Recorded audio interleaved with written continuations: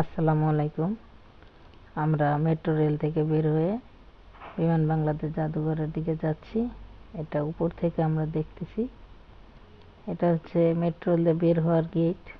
আমরা লিফট দিয়ে নামি নাই, আমরা সিঁড়ি দিয়ে যাব। হেঁটে হেঁটে উপর থেকে বিমান বাংলাদেশ জাদুঘরের একটা যে ভিউ, ওইটা দেখা যাবে। উপরের থেকে সৌন্দর্যটা দেখা যাবে, এই জন্য আমরা সিঁড়ি দিয়ে নামছি আর কি। আপনারা চাইলে লিফটেও নামতে পারবেন, ডান পাশে লিফট আছে। আমরা সিঁড়ি দিয়ে নামতেছি। এই যে উপর থেকে এই ভিউটা সুন্দর দেখার জন্য আমরা সিঁড়ি দিয়ে নামছি আর কি। অনেক সুন্দর সিঁড়ি দিয়ে নেমে রাস্তাটা অনেক পরিষ্কার করছে, আগের থেকে অনেক সুন্দর হয়েছে। আমরা এটা বিমান বাংলাদেশ জাদুঘরের গেটে আসছি। এখানে ওই যে দেখা যাচ্ছে টিকিট কাউন্টার, আমরা টিকিট কাউন্টারে যাব, গিয়ে টিকিট কাটবো।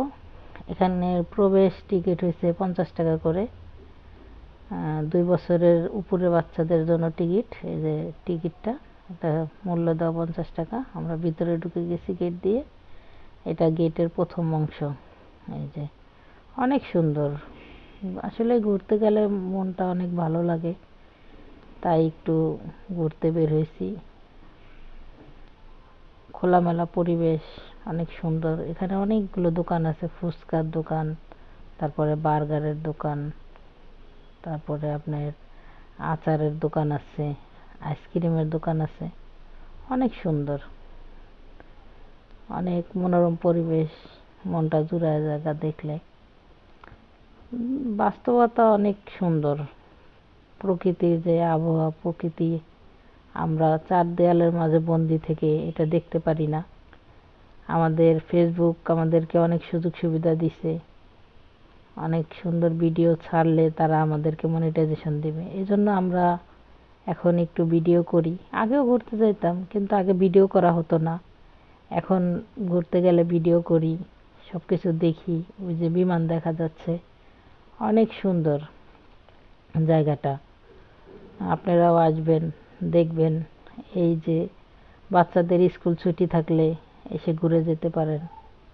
এখানে প্রবেশ ফি মাত্র 50 টাকা।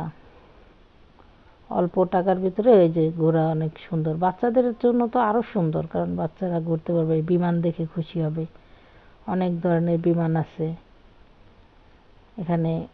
সুন্দর সুন্দর গাছ লাগানো আছে। যে বিমানের বিস্তারিত দেওয়া আছে, বিমানটার জন্য এটা একটা চার্ট লিস্ট তৈরি করছে।